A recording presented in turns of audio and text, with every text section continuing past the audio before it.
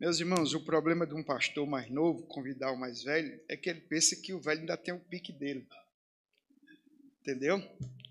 Ele me colocou aqui logo 2 mensagens, 2 palestras, né? Irmãos, nessa segunda palestra, eu estou usando muito esse livro, pregando toda a Bíblia como escritura cristã. É um livro da Fiel e é do Graham Goldsworth, acho que é esse o nome. Então eu quero recomendar esse livro, se você quiser realmente aprofundar esse tema sobre a importância do bom uso da teologia bíblica para o sermão, para a pregação. Eu vou iniciar mais uma vez lendo a Escritura e quero ler então Lucas. Então o nosso tema é a teologia bíblica e o seu uso no sermão. Lucas 24, do 25 ao 27. Então ele lhes disse: como vocês são insensatos e demoram para crer em tudo que os profetas disseram. Não é verdade que o Cristo tinha de sofrer e entrar na sua glória? E começando por Moisés e todos os profetas, explicou-lhes o que constava a respeito dele em todas as Escrituras. Amém. Senhor, nós queremos pedir a tua bênção, tua graça, tua bondade, que o Senhor renove as nossas forças e nos capacite para que possamos ministrar essa palestra e que todos aqui sejam enriquecidos e abençoados com a tua graça. Nós expressamos sempre a nossa profunda dependência de ti, porque sem ti nada podemos fazer. Muito obrigado, em nome de Jesus, amém. Outro dia eu fui dar uma palestra sobre pregação lá em Goiânia, Goiás. Inclusive um pessoal batista que está num processo de plantação de igreja segundo o modelo lá do Mark Dever. E eles me fizeram uma pergunta e que eu não tinha meditado sobre isso. Mas a pergunta era: o que é que eu atribuía assim que mais me enriqueceu nessa caminhada de pregar expositivamente? E eu entendo que foi basicamente o seguinte: quando eu terminei o seminário, em 91, já em 92 eu recebi o convite para lecionar no seminário, a cadeira de hermenêutica. Então eu comprei vários livros de hermenêutica, comecei a estudá-los, e na medida em que eu estudava aquele material e ministrava aos alunos, isso me ajudou no trabalho de interpretação bíblica. Eu acho que meu sermão tem uma característica bem hermenêutica, que é no sentido de tentar sempre interpretar o texto e dialogar com o nosso tempo, ser aplicativo mesmo. E aí, nesse mesmo período também, o seminário me chamou para ensinar teologia bíblica. E eu ensinei teologia bíblica por muitos anos no seminário. E aí, posteriormente, eu passei a ensinar teologia sistemática. E essas 3 experiências, elas são muito importantes na preparação de um sermão. A teologia bíblica, a teologia sistemática e a teologia e a hermenêutica. Outro dia me chamaram para eu pregar no texto de Marcos, capítulo de número 1, versos 14 e 15. O tempo está cumprido, o reino de Deus está próximo, arrependei-vos e crede no Evangelho. Então, como é que eu preguei nesse texto? Eu disse: eu quero falar sobre 2 declarações de Jesus que impactaram o mundo. O tempo está cumprido, o reino de Deus está próximo. E quero falar, em segundo lugar, de duas declarações de Jesus que são capazes de mudar a sua vida. Arrependei-vos e crede no Evangelho.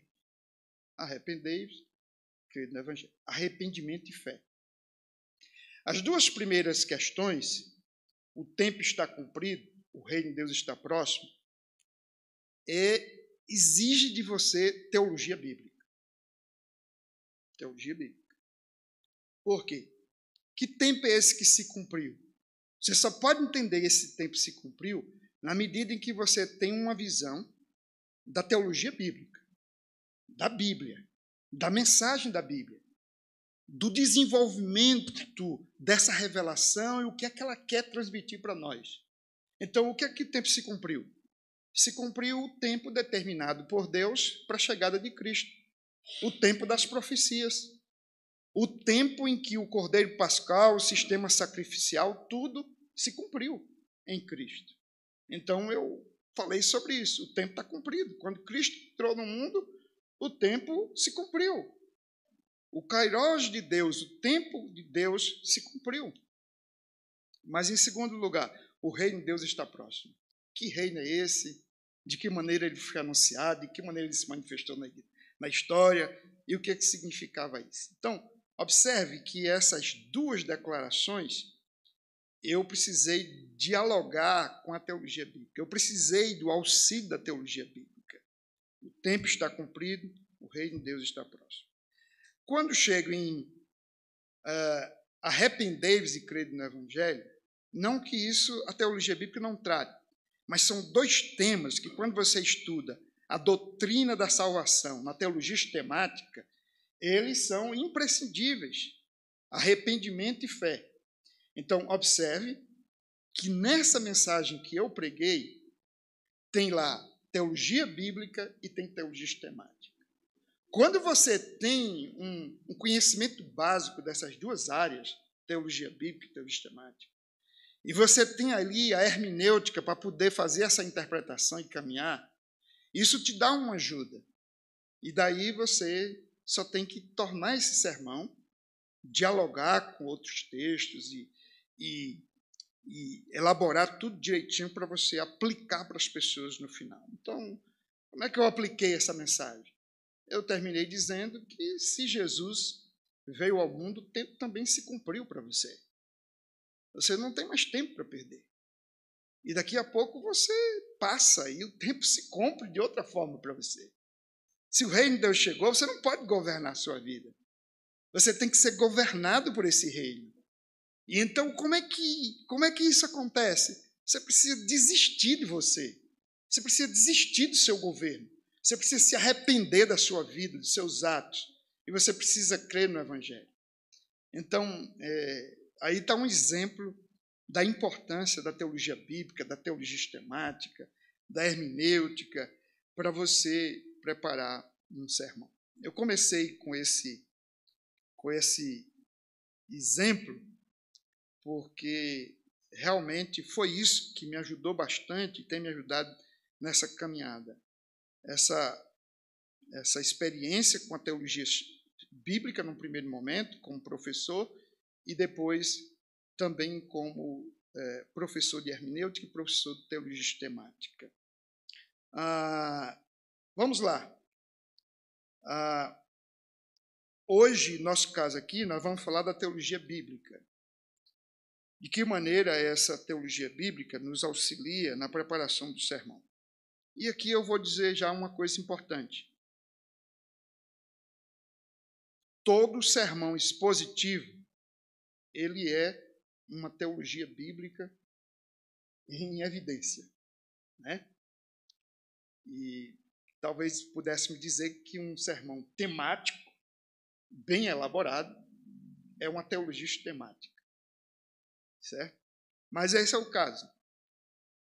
Se você prega um sermão expositivo, você está trazendo uma teologia da Bíblia para as pessoas, do texto em particular, mas também em diálogo com toda a teologia bíblica que as Escrituras assim nos apresentam.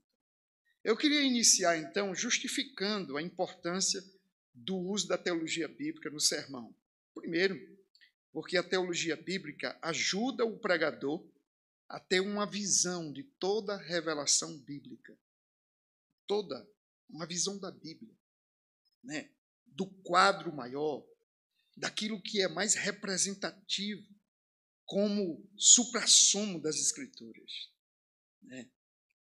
A teologia bíblica, ela ajuda o pregador a entender o contexto real, a base e a textura de alguns conceitos ou temas que são essenciais para o ministério da pregação.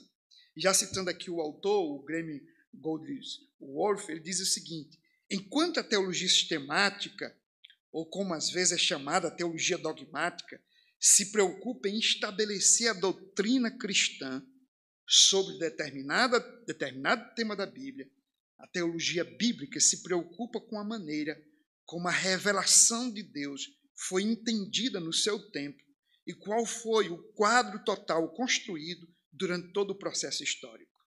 Ele diz ainda: o pregador precisa entender a função tanto da teologia bíblica como da teologia sistemática. A bíblica, se focaliza no contexto do texto, em toda a revelação bíblica. Esta, a sistemática, se focaliza na importância dos textos no contexto contemporâneo da doutrina cristã, conforme ela se aplica a nós agora.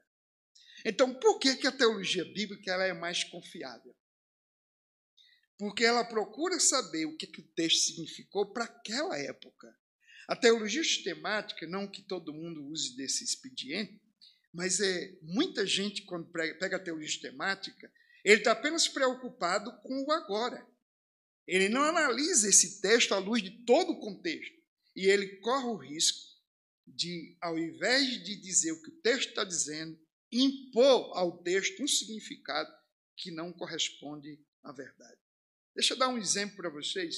Eu fui para uma conferência no início da minha caminhada como pastor, e eu estava passando um momento muito difícil no meu ministério, porque hoje, a gente tem todo tipo de livro para a gente estudar, a gente está cercado de colegas de toda parte, a gente que é pastor, que prega as doutrinas da graça, que tem compromisso com o Evangelho, e a gente tem igrejas para todo lado que a gente se alegra que estão seguindo essa caminhada.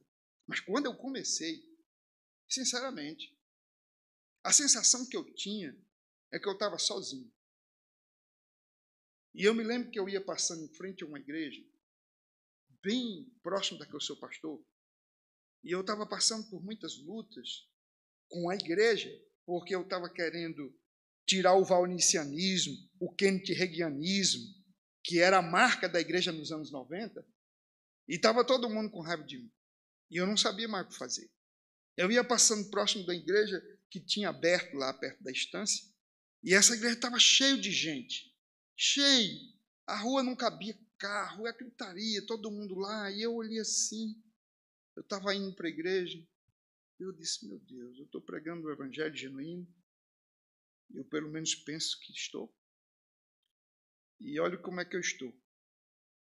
Agora, esse pessoal pregando isso aí, porque ele dizia: olha, hoje eu vim trazer aqui bolinhas de fogo. Quem quiser, levante a mão e pegue sua bolinha de fogo. Eu só vi o povo assim, ó. E eu disse: o que esse povo vai fazer com essas bolinhas? Vai fazer o que com isso? E então, no outro dia, eu fui para essa conferência. E eu tinha uma expectativa. Quando eu cheguei lá, não era nada do que eu esperava. Quando chegou lá, tinha um pregador, abriu Romanos 4 e disse: seja todo homem mentiroso e Deus verdadeiro. E aí ele disse: eu queria dizer para vocês que nesses últimos dias,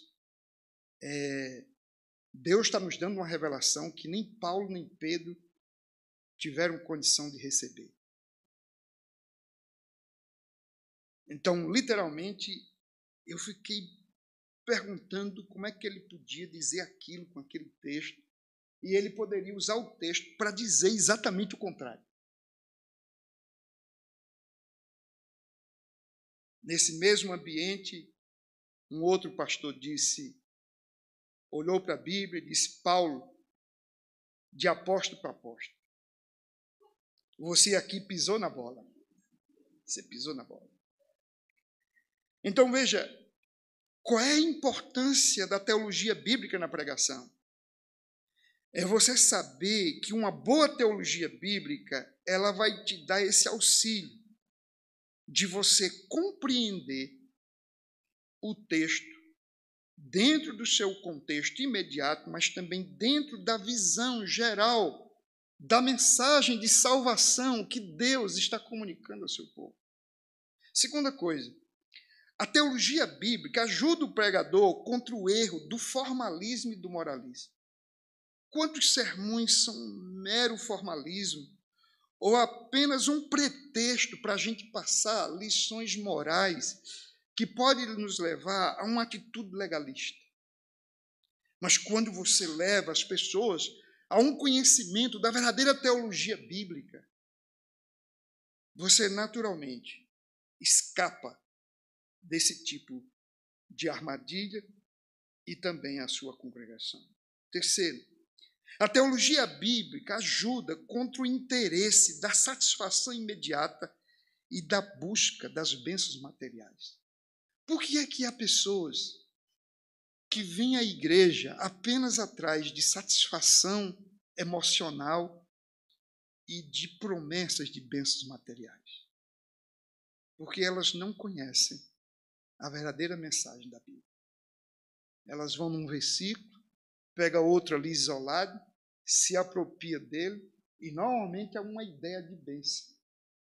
Mas quando você vai para a Escritura, o conceito que se tem da Bíblia, da revelação, é abrangente. Estabelece uma conexão sobre o significado da vida, sobre o propósito da nossa existência, sobre a perspectiva do eterno, sobre quem é Deus, sobre o que Deus está fazendo na história. Então você não está preso às armadilhas das circunstâncias, do utilitarismo, do egoísmo, porque você vislumbra coisas maravilhosas e eternas. A teologia bíblica, o sermão expositivo, portanto, a partir dessa perspectiva, abre novos horizontes. Minha intenção, irmãos, nessa noite, acredito que talvez o tempo não seja suficiente para trabalhar aqui, mas eu vou ver se resumo, trabalhar 4 questões no propósito de apontar o benefício da teologia bíblica na preparação e na pregação da palavra de Deus. Então, primeiro, eu quero falar sobre a centralidade das Escrituras no ministério da pregação. Segundo, sobre a centralidade do Deus das Escrituras como Senhor da história. Terceiro, a centralidade de Jesus Cristo em cada parte das Escrituras. E quarto, a teologia bíblica e o seu centro norteador para o qual converge toda a Escritura. É muita coisa. Então, vamos ver como é que a gente resume aqui. Primeiro, a teologia bíblica nos ajuda a preservar a centralidade das Escrituras no ministério da pregação. Quando estou falando ministério da pregação, estou falando tudo que a igreja faz. Escola dominical, departamento infantil, evangelismo, missões, tudo envolve pregação, ensino, doutrina, teologia. Então, tudo que a igreja faz, ela precisa preservar a centralidade da Escritura. Teologia bíblica vai nos dar diretrizes para isso. O pano de fundo, irmãos, da teologia bíblica está diretamente associado à reforma. A declaração somente a Escritura reconhece a autoridade e suficiência das Escrituras. É daí, então, que surge a teologia bíblica. A teologia bíblica é fundamental para que a revelação da Bíblia forme suas pressuposições. Ou seja, eu não tenho o direito de criar minhas pressuposições, minhas opiniões, minhas ideias e impor sobre a Bíblia. Eu preciso saber quais são as pressuposições da Bíblia. E isso a teologia bíblica fiel lida com essa questão. A teologia verdadeiramente bíblica é, portanto, uma contribuição do jeito da reforma, entender a natureza e a autoridade da Bíblia. Ao comentar sobre o declínio da pregação, Dr. Martin Lloyd Jones entende que esse é o problema. Ele diz: eu não hesitaria em colocar na primeira posição a perda da confiança na autoridade das Escrituras e uma diminuição na crença da verdade. Coloco isto em primeiro lugar, porque tenho certeza de ser este o fator principal. Se alguém não for revestido de autoridade, não poderá falar bem, não poderá pregar. Conta-se a história de um ateu, lá na Inglaterra, chamado David Hume, pai do empirismo moderno. E ele foi contemporâneo de George Whitefield, pregador inglês. Pregava com muito poder e autoridade. E um dia, ele está indo no meio da rua. E alguém pergunta, você está indo para onde? Essa hora ele disse, estou indo ouvir o George Whitefield. Disse, mas você não crê em Deus? Disse, mas ele crê. Ele crê. Ou seja, aquele homem pregava com autoridade. Qual é o drama atual? É que, de um lado, você tem um crescimento muito amplo do liberalismo teológico, em que, definitivamente, as pessoas estão abortando a Bíblia como norma, como centro norteador da fé e da vida da igreja. Mas, por outro lado, você tem uma tendência dada ao misticismo e à experiência. Então, aqueles que são liberais, que teoricamente são guiados pela razão e pelo seu próprio orgulho e pelo seu ceticismo, eles não creem na Bíblia e eles têm a necessidade de subtraí-la, selecionando o que eles querem crer e interpretando a Bíblia ao seu modo. Por outro lado, aqueles que parecem super crentes acham que a Bíblia não é suficiente. É preciso agregar a ela novas revelações, é preciso agregar experiência e tudo mais.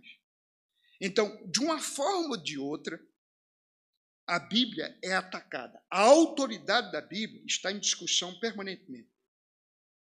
E o que nós estamos dizendo aqui é que a reforma afirmou somente a Escritura, que é isso que a teologia bíblica faz. Que toda e qualquer pressuposição tem que ser dita pela Bíblia e não por nós. Como a teologia bíblica nos ajuda a preservar a autoridade das Escrituras? Alguém já disse que a teologia bíblica é o ramo da teologia exegética que lida com o processo da autorrevelação de Deus registrada na Bíblia.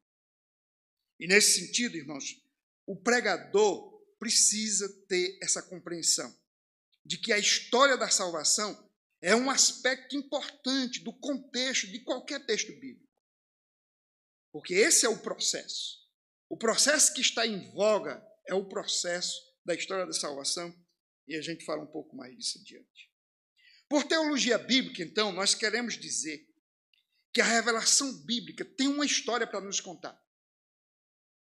Quando eu olho para a revelação bíblica, eu tenho que ter essa compreensão. Ela tem uma história para nos contar. Essa história tem dois aspectos importantes, dentre outros, mas eu acredito que esses são os principais. O plano, aliás, a criação e o plano salvífico. Dentro de uma cosmovisão mais ampla, você pode colocar aqui a queda e a consumação de todas as coisas. Então, criação, queda, redenção, consumação, a glorificação por ocasião da volta de Cristo. Mas esses dois aqui eu estou colocando numa perspectiva em que a Bíblia fala de Deus como Criador e fala de Deus como Salvador. Esse Deus Criador, obviamente, precisou traçar um plano de redenção e de salvação porque o pecado entrou no mundo. Por teologia bíblica, então, queremos dizer que a revelação bíblica tem uma história para nos contar. Trata-se da história da criação e do plano da salvação. Portanto, o que é que compete ao pregador? Deixar que a Bíblia conte sua própria história. Em outras palavras, é tarefa do pregador compreender qual é a visão geral e central dessa revelação, dessa história que ela tem para nos contar. Por outro lado, é importante destacar que a autorrevelação de Deus dá-se na história e de maneira progressiva. A história é o palco central da revelação de Deus. Deus é o Deus do céu, o Deus eterno, o Deus que se assenta no alto e sublime trono, mas que entra na história e se revela nela, diante de muitos atores. E aí essa revelação ela é chamada de progressiva. O que significa isso, irmãos? A revelação progressiva significa que Deus se revelou gradativamente ao longo da história até culminar em Cristo. Para mim tem uma passagem que ela explica isso como ninguém. Veja só.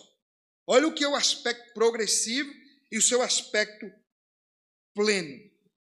Antigamente, Deus falou muitas vezes e de muitas maneiras aos pais pelos profetas. Mas nesses últimos dias, nos falou pelo Filho, a quem constituiu herdeiro de todas as coisas e pelo qual também fez o universo. O texto está dizendo que gradativamente Deus foi se revelando na história de muitas maneiras, pelos pais, pelos profetas, mas nesses últimos dias, por meio de Jesus Cristo. A revelação chegou no seu clímax. Portanto, o foco da história da salvação é o povo de Deus e os procedimentos de Deus com eles para trazê-los a si mesmo. Quando você olha para essa história da revelação de Deus, então tem três personagens principais, dentre tantos outros. Abraão, o pai da fé, o pai de Jesus, o pai espiritual. Davi, o precursor, e Jesus, o cumprimento de tudo. A revelação de Deus e a vinda de seu reino ocorre principalmente em três épocas, ou blocos da revelação bíblica. O reino revelado na história de Israel, o reino revelado na escatologia profética e o reino revelado na vinda de Cristo. Então, observe, o autor, aqui o Graham Goldsworthy, ele diz o seguinte: na época histórica, Deus se revelou na criação e no período dos patriarcas, no êxodo e no deserto, na entrada da terra, no estabelecimento ali do seu reino, a fé contínua de Israel, o declínio e a queda no exílio e sua restauração. Isso aqui é a história. Deus está se revelando toda essa história. Criação, patriarca, êxodo, terra prometida, o declínio do povo, em toda essa caminhada. Depois, na escatologia profética, os profetas têm ali um período de 300 anos, pelo menos, aí, em média é isso aí. Você pegar Amós, em 780, e Malaquias, o último, tem 480, tem um período de 300 anos que compreende pré-exílio, durante o exílio e o pós-exílio. Esse é o período profético. Aqui você encontra os profetas sempre querendo trazer o povo de volta para a lei, mas ao mesmo tempo dizendo que se o povo não andar diante da lei, se andar, Deus vai trazer as bênçãos. Se desviar, Deus vai trazer juízo. E mesmo que esse juízo venha, ele aponta para o futuro, dizendo que Cristo vem e Deus restaura todas as coisas. Esse é o período. Mas depois vem o cumprimento do Novo Testamento, o cumprimento em Cristo, o cumprimento no povo de Deus, o cumprimento na consumação que está por vir. Portanto, por progressivo, significa que se o pregador quiser entender e pregar fielmente a autorrevelação de Deus, é preciso considerar aspectos importantes da Escritura, tais como a unidade das Escrituras, a diversidade dos seus inúmeros gêneros literários, a continuidade entre os seus testamentos, o propósito de Deus revelado em toda a Bíblia. Essas coisas, irmãos, ajudam. Sabe por quê? Uma coisa é eu pegar um versículo aqui e eu tentar entender aquele versículo isoladamente. Outra coisa, quando eu tenho essa visão de toda a Bíblia, de como Deus está conduzindo a história, de como Deus está conduzindo o plano de redenção, de como Ele está lidando com o seu povo, se revelando ao seu povo. Então, isso só é possível se a gente crê na Bíblia. Não dá para a gente afirmar essas coisas se a gente não crê na autoridade e na centralidade das Escrituras. Segundo, a centralidade do Deus das Escrituras como Senhor da história. Os pensadores pós-modernistas, eles falam do fim da história. Isso significa que não devemos ter esperança quanto ao futuro. Ou seja, o futuro é sem futuro. Não se pode atribuir nenhum significado a qualquer acontecimento. Em síntese, significa dizer que a história está entregue ao acaso. E ao acaso caótico. Não há Deus que governa a história, nem que conduz os seus acontecimentos para algum lugar. Tudo é contingencial. E tudo está à mercê da própria sorte. E nesse caso, não há sorte. Contudo, queridos, a teologia bíblica afirma que o significado da história está na história que a Bíblia tem para nos contar. A história bíblica, ela começa com a criação de todas as coisas, incluindo os nossos progenitores, Adão e Eva, sua rebelião contra Deus. Posteriormente, a história bíblica ganha um importante capítulo, quando Deus chamou Abraão, o pai de Israel, da sua terra pagã, lhe fez uma promessa, conforme seu propósito, Abraão seria uma bênção para todas as nações da terra. Aqui está em desenvolvimento a história da salvação. Depois, essa promessa ela foi progressivamente se desenvolvendo ao longo dos séculos, até que em Cristo, o descendente que Deus havia prometido a Abraão nasceu. Entrou no mundo na plenitude do tempo, nascido de mulher. Gálatas termina dizendo que assim, Sara, que outrora era estéril, se tornou mãe de numerosos filhos. Olha só, o salto que eu dei de Abraão até chegar em Gálatas 3,16, para dizer que a promessa que Deus tinha feito a Abraão se desenvolveu em toda a história, alcançou o seu cumprimento pleno, não quando Isaac nasceu, mas quando Jesus nasceu. Jesus é o descendente de Abraão, e com ele se cumpre a promessa de que todas as nações da terra seriam abençoadas. E a terra? A terra, num primeiro momento, é a terra de Canaã. Terra essa que parece que surge ali como um substituto do jardim. Primeiro o jardim, depois a terra prometida. Quando você chega no Novo Testamento, não se fala mais em terra prometida. Ninguém fala mais de jardim no Velho Testamento, só da terra prometida. E depois ninguém fala em terra prometida quando chega no Novo Testamento, porque agora estamos falando de um novo céu e uma nova terra. Então perceba que isso é a história da salvação. Um capítulo se desenvolvendo depois do outro, até chegar no propósito final. Assim sendo, meus irmãos, a revelação acontece na história, mas o seu significado é para a eternidade. O quadro que aponta para essa história mostra que tudo está se movendo, desde a criação até a nova criação, com extensões para a eternidade em ambas as direções. Isso significa que o grande quadro, essencialmente histórico, né, que fala da teologia, da verdade, da mensagem, da esperança, não é apenas histórico. Então, o Deus da história, ele dá significado à história, na medida em que aquilo que ele está fazendo na história aponta para a eternidade.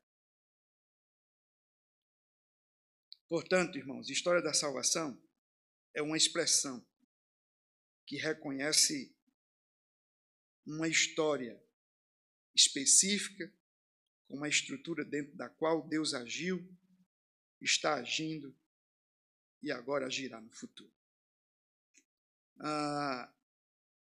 Dizer que Deus é o Deus da história, que Ele está conduzindo a história da salvação, é olhar para passagens como, por exemplo, Atos 2, 22 e 23. Israelitas, escutem o que vou dizer. Jesus o Nazareno, homem aprovado por Deus, diante de vocês com milagres, prodígios e sinais, os quais o próprio Deus realizou entre vocês por meio dele, como vocês mesmos sabem, a este entregue conforme o plano determinado e a presciência de Deus, vocês mataram, crucificaram por meio de homens maus. Dizer que Deus é o Deus da história e que Ele está conduzindo o plano da salvação e que Ele dá significado à história, apontando para a eternidade, a partir desses eventos que Ele realiza, é dizer que Ele tem o controle de tudo. Porque observe, vocês o mataram, mas vocês fizeram isso não porque vocês são poderosos ou porque Jesus era fraco. Vocês fizeram isso porque Deus assim determinou. Mais adiante, no capítulo 4, quando os apóstolos são presos e depois soltos, que eles oram ali, Pedro e João, diz, ouvindo isto unânime, levantaram a voz a Deus e disseram, Tu, soberano Senhor, fizeste o céu, a terra, o mar e tudo o que neles há. Disseste por meio do Espírito Santo, por boca de Davi, aqui citando o Salmo 2, nosso Pai, teu servo. Porque se enfurecem os gentios e os povos imaginaram coisas vãs. Os reis da terra se levantaram e as autoridades se juntaram contra o Senhor e contra o seu ungido. Porque, de fato, nesta cidade, Herodes e Pôncio Pilatos, com gentios e gente de Israel, se juntaram contra o teu santo servo Jesus, a quem ungiste, para fazerem tudo o que tua mão e o teu propósito determinaram. Ou seja, irmãos, você sabe qual é a diferença da gente ter a visão teológica de uma teologia bíblica, em que Deus é o Senhor da história, está conduzindo nessa história a história da salvação, e que Ele está se revelando e se relacionando com o seu povo, é a gente entender aquilo que Jesus mesmo disse. Um cabelo não cai da nossa cabeça. Uma folha não cai de uma árvore sem que o Senhor tenha o controle. Então observem aqui. Vocês mataram o Senhor, mas Deus determinou. Vocês se juntaram. E quando vocês fizeram tudo isso, vocês cumpriram o propósito de Deus. Aqui preste atenção. É fato que isso não anula a responsabilidade dos homens maus. Eles são responsáveis diante de Deus. Mas uma coisa é fato. Não há motivo para a igreja ficar magoada, ressentida, aflita, estressada e até se utilizando das armas do mundo para tentar reagir diante do mundo. Porque o que esse pessoal faz aqui é orar e dizer, Senhor, nos dá mais graça e mais autoridade para a gente conseguir continuar pregando o Evangelho. E essa é uma oração que me chama a atenção. Porque embora o Pentecostes tenha acontecido bem recentemente, e eles revelem aqui, estar cheios do Espírito Santo, são cheios novamente, numa demonstração de que ninguém nunca está tão cheio do Espírito Santo que não possa ser mais cheio ainda.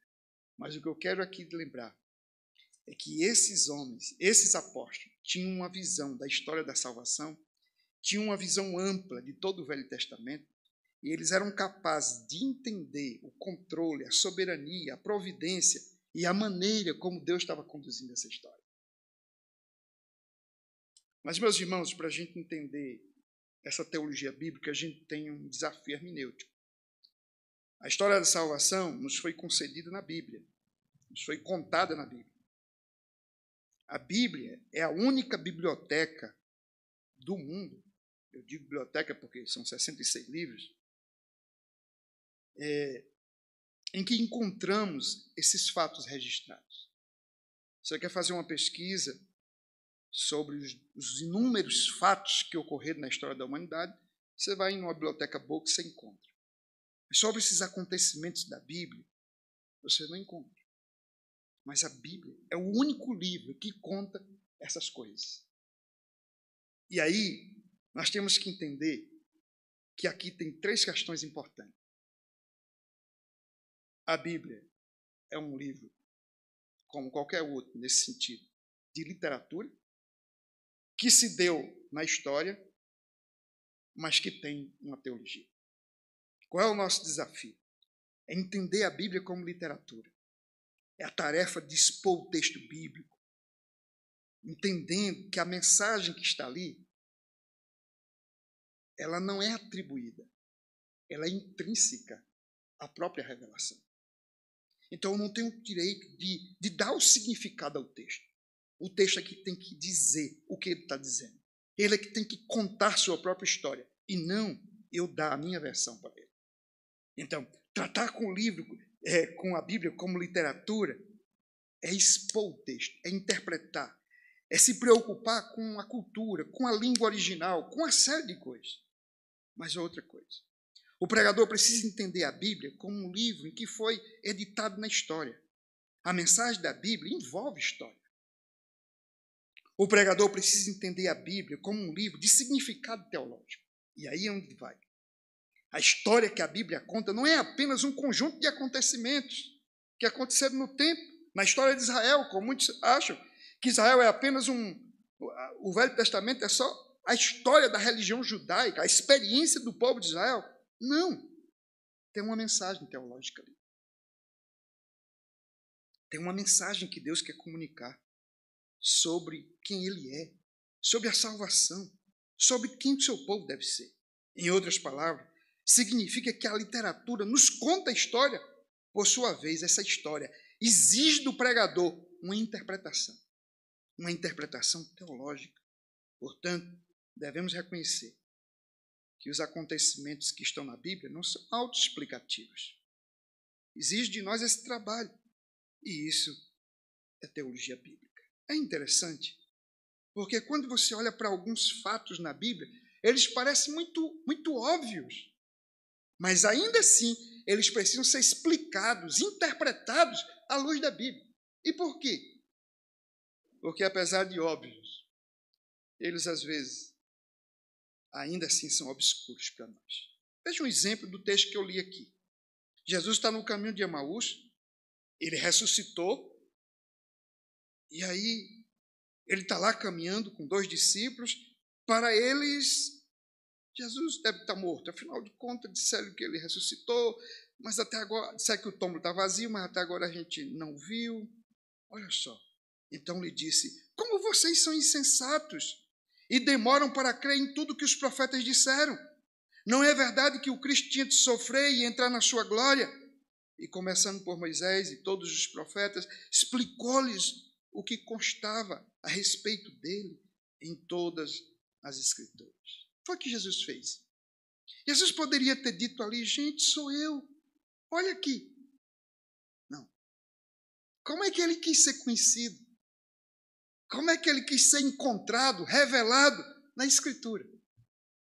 É por isso que eu digo, o melhor lugar para encontrar Jesus é na Bíblia. É aí que ele quer se revelar.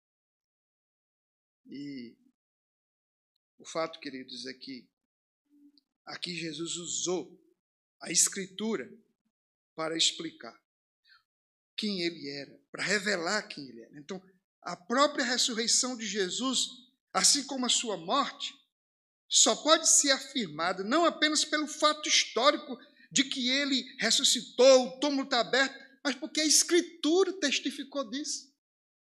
Tem uma passagem muito interessante, porque é 2 Pedro 1.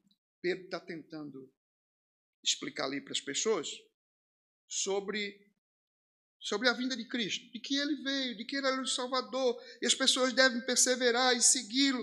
E ele apela para uma questão empírica, uma experiência. Ele disse: eu estava lá no monte, eu vi quando o pai disse: esse é meu filho amado. Você entende? Pedro está dizendo, eu sou testemunha ocular desses fatos. Mas, meus irmãos, Pedro não se contenta de dizer, creio nesse Cristo, porque eu sei que ele é o Cristo verdadeiro. Eu estava lá no monte e o próprio Deus falou. Embora ele tenha dito que esse era o meu filho amado, e nós tenhamos ouvido, olha o que é que ele vai dizer. Assim, temos ainda mais segura a palavra profética. E vocês fazem bem em dar atenção a ela. Como uma luz que brilha em lugar escuro, até que o dia e a estrela da alva nasça no coração de vocês. Primeiramente, porém, saibam que nenhuma profecia da Escritura provém de interpretação pessoal, porque nunca jamais qualquer profecia foi dada por vontade humana. Entretanto, homens falaram da parte de Deus, movidos pelo Espírito Santo. É como se Pedro estivesse dizendo, se vocês não creem no meu testemunho, creiam no que a Escritura diz, que é mais seguro do que eu estou dizendo, é o que a Escritura diz, embora ele também fosse inspirado, mas como alguns poderiam duvidar, ele aponta para o Velho Testamento. Outros exemplos extraordinários, irmãos, de teologia bíblica, nós encontramos aí no capítulo 2 de Atos, quando Pedro interpreta Joel 2 para dizer, estamos vivendo os últimos dias. O que é os últimos dias? Esse intervalo de tempo entre a primeira e a segunda vinda. Pedro diz, temos uma escatologia nova a se cumprir. Essa aí já se cumpriu, olha aí. Porque ele é o Messias, o Espírito Santo foi derramado, como hoje estamos vendo. Outra teologia bíblica, irmãos, que fica claro que o Novo Testamento o tempo todo trabalha esse princípio da pregação via teologia bíblica. É Atos 7. Que mensagem extraordinária de Estevão. Ele faz um apanhado de toda a história da salvação, de toda a teologia bíblica que coloca ali. Atos 13, o apóstolo Paulo, e por aí vai. Enfim, irmãos, nós precisamos atentar para o Velho Testamento, para o Novo Testamento, como uma teologia una, em que Deus tem uma mensagem que está comunicando ao seu povo. E quando a gente prega a partir daí, fica mais fácil a gente atender o propósito de levar o genuíno evangelho ao povo de Deus. Aqui um lembrete. Nós vemos muitas vezes as pessoas pregando sobre personagens bíblicos e tiram o personagem dessa história da salvação. Tira esse personagem e deixa a história da redenção de lado. Sabe o que é que se faz? Encoraja as pessoas à idolatria. A gente idolatra aquele personagem como se ele, de fato, fosse melhor do que nós. Embora Tiago disse que eles eram semelhantes a nós.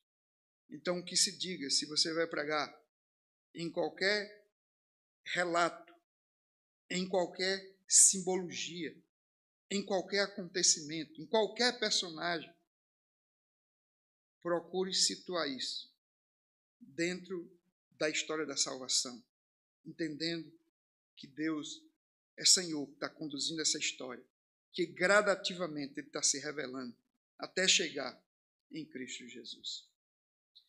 Terceiro, gente, a centralidade de Jesus Cristo em cada parte das Escrituras. Uma vez que eu prego a Escritura, uma vez que eu prego a história da salvação, revelada nas Escrituras como um agir de Deus, é claro, irmãos, que o tempo todo isso vai me levar a Cristo. E às vezes aqui, irmãos, a gente acha que Spurgeon disse para uma certa vez, para um aluno dele, disse, pregue Cristo. Aí o rapaz pergunta, e se o texto não falar de Cristo? Ele disse, encontre. Então, não é que Spurgeon está pedindo ali para ele forçar a barra e encontrar Cristo onde Cristo não está. É que Jesus foi muito claro.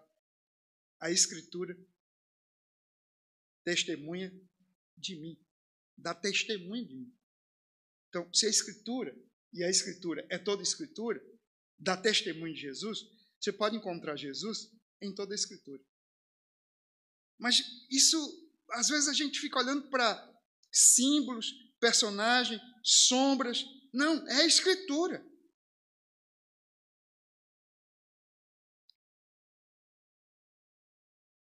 A mensagem, irmão, sobre a pessoa de Cristo somente pode ser devidamente compreendida e fielmente proclamada à luz do contexto se a gente entender toda essa estrutura que está em toda a Bíblia.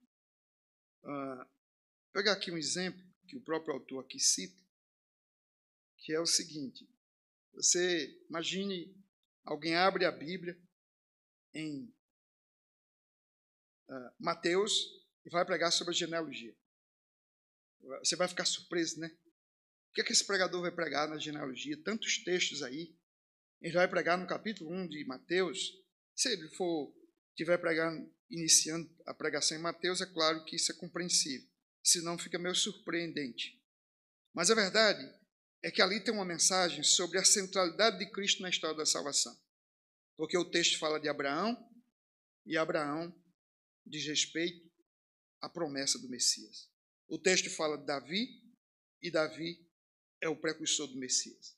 O texto fala do exílio, e o exílio aponta para a necessidade do Messias. E o texto fala que Jesus nasceu e, portanto, anuncia a chegada do Messias. Qual é o objetivo dessa genealogia?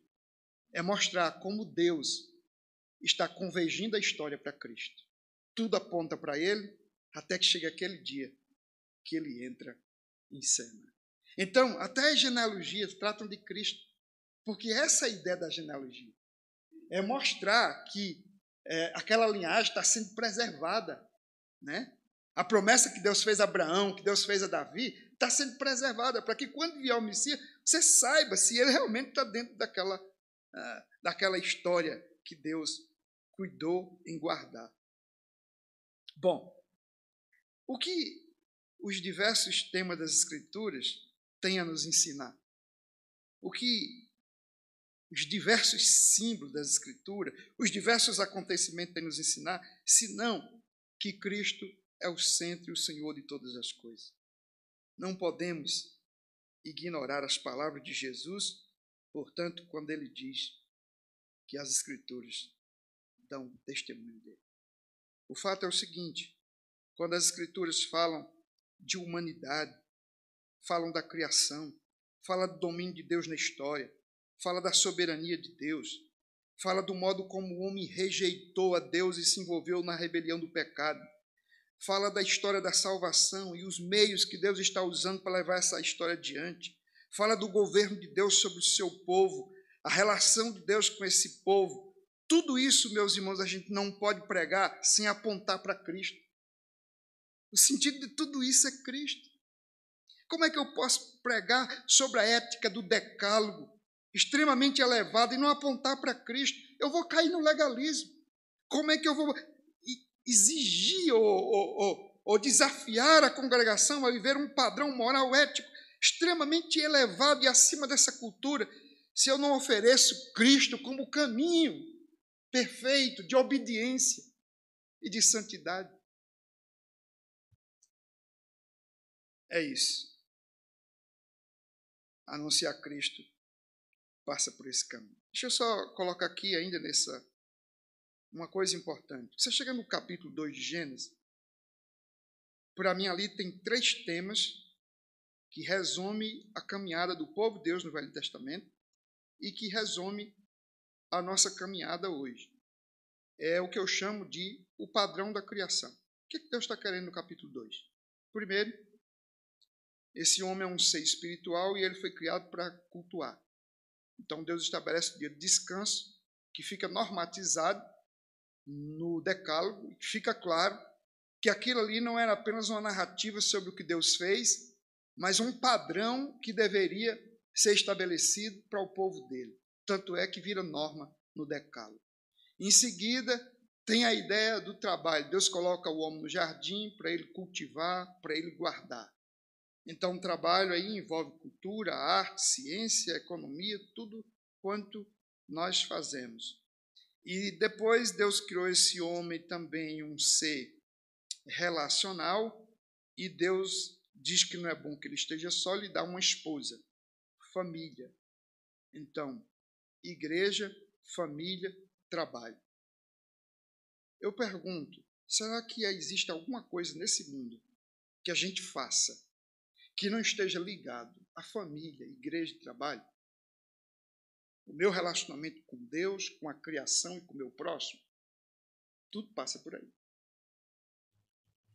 Essas três áreas ficam muito claras no capítulo 3 de Gênesis, se degenera. O relacionamento do homem com Deus, com o próximo e com a criação. Agora, o que é que a teologia está dizendo para a gente? É que o pecado entrou por um homem, Adão, e passou a todos os homens, e esse padrão da criação se degenerou. E o que é que a teologia está dizendo? Deus enviou um outro representante federativo. A raça humana cai em Adão, ele manda o último Adão.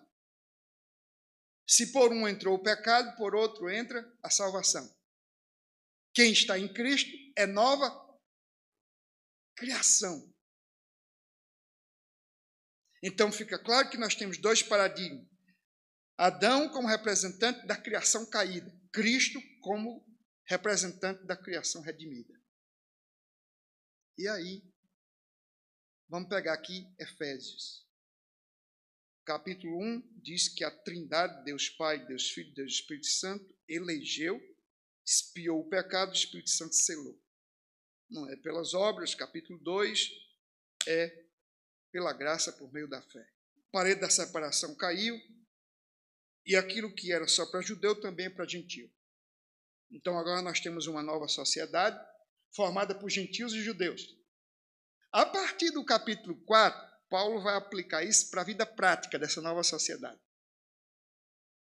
E aí, quais são as três áreas que ele vai mostrar que essa nova sociedade tem que revelar essa nova vida?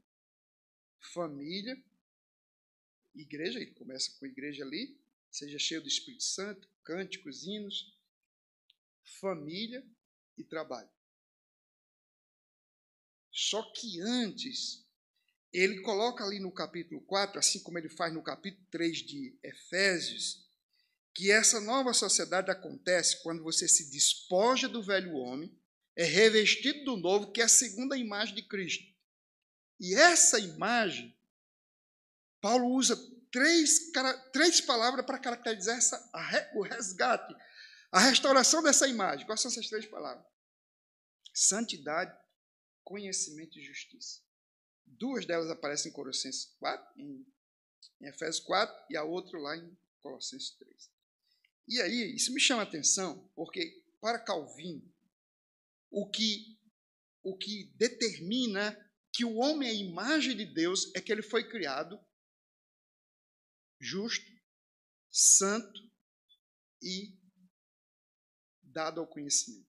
Ele foi criado em justiça, em santidade e conhecimento. Conhecia Deus, vivia em justiça e santidade. Então, o que é que o pecado fez? Arruinou isso. O que é que a nova sociedade veio propiciar?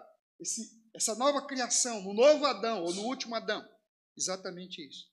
Que o homem restaura, tem essa imagem resgatada, ele vive em santidade, justiça e conhecimento, e, consequentemente, o padrão da criação é restaurado na redenção, família, igreja e sociedade. Só assim, uma visão bem rápida do que é essa teologia bíblica, quando você quando você parte dessa visão da história da salvação, do Cristo que veio para redimir, você percebe que há uma continuidade. E aí eu não entendo como é que as pessoas têm que estabelecer uma descontinuidade entre Israel e igreja, entre Velho e Novo Testamento, entre profecia e cumprimento, estabelecendo dois povos, dois mundos completamente distintos. Não consigo, mas tudo bem. Eu não consigo muitas coisas. Gente, para não cansar vocês, deixa eu ir para a última questão. Bom, o que eu quero mostrar aqui agora é que essa escritura, ela tem um centro norteador. Ela tem um caminho para o qual todas as águas se encontram. E aqui, é claro, nós temos um desafio, porque a Bíblia tem vários gêneros literários. A Bíblia tem uma riqueza de terminologia que, se você pegar cada um desses termos, ou muitos desses termos, Cada um tem uma conotação, uma complexidade, uma riqueza teológica. E como você agora encontrar esse centro norteador? Como nós lidarmos com cada gênero literário e estabelecermos uma unidade? Deixa eu dar aqui um exemplo do que eu, por exemplo, entendo se a gente vai para o gênero literário chamado lei. As leis de Deus. Para mim, ali tem 4 características básicas na lei, que se você vai pregar nas leis, você não pode enxergar isso aqui e você vai observar que, naturalmente, a lei está em harmonia com essa história da salvação e aponta para o Redentor, naturalmente. Por exemplo, lá. Primeiro, a lei revela quem Deus é. Essa é a primeira coisa que a gente precisa olhar quando estiver estudando a lei. Deus é santo, justo e bom. Segundo, a lei revela o querer de Deus, a vontade de Deus para nós. Ou seja, Deus quer que a gente seja justo, santo e bom. Que a gente reproduza o caráter dele, porque esses atributos são comunicáveis. Terceiro, a lei revela quem o homem é. Ao mesmo tempo que revela a vontade de Deus para nós, revela quem nós somos. Pecador inábil, totalmente incapaz de cumprir o querer de Deus. Isso significa dizer que a gente não pode cair na ilusão de achar que com os nossos esforços a gente vai se enquadrar em algum momento na lei de Deus ou em algum mandamento. Quarto, a lei revela a necessidade mais gritante do homem. Ele precisa de um Salvador que possa satisfazer as exigências requeridas por Deus em sua lei de santidade, justiça e retidão. Então, para onde a lei nos manda? Para Cristo. Porque é lá que está a santidade de Deus. É lá que está a vontade de Deus. É Ele que morre pelas ruínas dos nossos pecados e é nele que há salvação. Então, eu vou para Cristo. Aí Cristo me transforma. Ele me salva. E diz, pronto, agora você está na graça, esqueça a lei. Não, Ele me devolve para a lei. Diz, agora você pode andar de acordo com minha lei. Porque eu te dei um coração regenerado e com esse novo coração, você vai dizer que nem João. As tuas leis não são pesadas. Seus estatutos não são pesados. Os teus mandamentos não são onerosos, não são um fardo.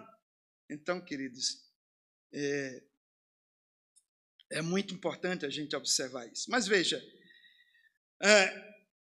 caminhando aqui para o final, deixe eu colocar algumas coisas sobre como é que a gente pensa uma teologia bíblica com um centro. No livro As 9 Marcas de uma Igreja Saudável, Mark Dever destaca 5 pontos de uma teologia bíblica. E aí você percebe que ele trabalha uma teologia bíblica nessa perspectiva de tema. Deus da Bíblia é um Deus criador, Deus da Bíblia é um Deus santo, Deus da Bíblia é um Deus fiel, o Deus da Bíblia é um Deus amoroso, ou seja, redentor, o Deus da Bíblia é um Deus soberano. Se você olhar aqui, de fato, tem aqui uma representação dos temas principais. Deus como Criador, a santidade de Deus, a fidelidade de Deus, o amor redentivo de Deus, a soberania de Deus conduzindo tudo providencialmente. Então, certamente, trabalhar uma teologia bíblica nesses termos não seria uma proposta ruim. Agora, deixa eu citar um exemplo de alguém que segue outro caminho. Aquele livro Teologia do Antigo Testamento, Walter Kaiser Jr., ele trabalha a promessa. Aí ele vê a promessa em Gênesis, ele vê a promessa em Malaquias, em Jeremias. Ele vê a promessa, ou seja, todos os livros ele olha que tem a promessa. E que essa promessa aponta para quem? Para Cristo. Então, o centro norteador ali é quem? Cristo. Mas eu gosto de uma outra visão, por exemplo, John Piper, quando ele escreve, e ele diz o seguinte: se você vai pregar sobre o Novo Testamento, ou se você vai pregar sobre o Velho Testamento, se você vai pregar sobre qualquer gênero da Escritura, tenha em mente 3 coisas. Você deve enfatizar a glória de Deus como alvo supremo de todas as coisas. Você deve enfatizar que Jesus Cristo crucificado. É o fundamento revelado ao povo de Deus nas Escrituras, sendo o próprio Cristo o bem supremo, e você deve enfatizar como apropriar-se das boas dádivas reveladas em cada texto como um filho de Deus justificado, e como colocá-lo em uso por meio do Espírito, pela fé, com o objetivo de uma vida de amor e santidade. Então, para Piper, essas três coisas estão em toda a Bíblia. Supremo propósito de tudo, a glória de Deus. O supremo bem que esse Deus revelou, Jesus Cristo. Jesus Cristo é o meio de nós recebermos todas as boas dádivas de Deus, mas Ele é, em si, a suprema dádiva de Deus. Nesse sentido que ele diz, a dádiva maior do Evangelho é o próprio Deus. Querendo Deus dar algo para nós, Ele se deu em Cristo Jesus. Então, se eu parto desse pressuposto, significa dizer que em todo o texto eu tenho que levar a igreja à glória de Deus, a glorificar Deus, a exaltar a Deus, a conhecer Deus. Segundo, eu tenho que revelar Cristo. E terceiro, eu tenho que levar as pessoas a uma vida de obediência, de fé, de santidade, de amor. Ou seja, a praticar esse evangelho e a viver para a glória de Deus. Amém, irmãos? Ou seja, irmãos, é como eu disse, quando a gente olha para essas coisas, a gente descobre que não sabe pregar. Mas aí a gente vai perseverando, né? Até um dia melhorar. Mas não desanime nesse trabalho de conhecer e de se aprofundar no conhecimento das Escrituras. É um desafio para o pregador se preparar e pregar. Mas se tem uma coisa que encoraja esse preparo, é você saber que tem gente crescendo, tem gente aprendendo, tem gente querendo conhecer mais, tem gente sendo despertado para ler, estudar e meditar nas Escrituras, para adquirir bons livros e crescer na graça e no conhecimento do Senhor. Já faz um tempo, irmãos, que eu li uma pesquisa ainda sobre, não era uma pesquisa, era uma projeção baseada no censo de 2011, IBGE, em que um sociólogo cristão, ele projetou como é que seria, a partir daquelas estatísticas, a igreja de 2045. Eu achei muito interessante aqui. E é interessante porque eu estou em 2024 e eu estou certo que aquilo que ele projetou para 45 está acontecendo agora. Então, uma das coisas que ele projetou é que nós teríamos no futuro uma igreja mais de catequese, mais de filhos de crente, do que de conversão vindo de outras igrejas. Por quê? As estatísticas mostravam que cada vez mais os crentes de uma igreja estão indo para outra igreja, mas poucos católicos estão vindo, pouca gente de outras religiões. Então, a tendência é que haja uma acomodação. Segundo, ele concluiu que a igreja de 2025 seria uma igreja mais exigente, que ia querer pastores capacitados e preparados para doutrinar e pregar o evangelho. E cada vez mais eu estou vendo que as igrejas que não se corrompem, elas se tornam mais desejosas do genuíno leite espiritual. Mas uma terceira coisa que ele apontou ali é que essa igreja também teria que ser uma igreja mais ética. E aqui preste atenção. A decadência moral da igreja é um subproduto, uma consequência da decadência da teologia, da pregação, do Evangelho na vida da igreja. Na medida em que falta doutrina, você não pode esperar que haja uma moral e uma ética elevada. Então, primeiro, você destrói a teologia. Depois você destrói a ética. O que é que o mundo faz? Tira a Bíblia e depois relativiza a moral. É isso. Então, que Deus nos ajude a ser uma igreja que ama as Escrituras e que Deus nos ajude a nós pastores a cumprir com essa árdua missão. Mas é gloriosa, né? Só lembrando, quando eu fui para o seminário, não queria ser pastor de jeito nenhum, meu filho. Não queria ser pastor, mas eu entendia que eu deveria ser pregador. Então, depois eu me dei conta de que Deus tinha me chamado para ser pastor, e aí eu fui fazer as duas coisas. Mas já houve muitos momentos na minha vida que eu fui só mais pregador do que pastor. Pastor no sentido que eu não cuidava da igreja, que era justamente, na época eu estava na aliança, né? Mas é isso. Deus nos abençoe. Obrigado.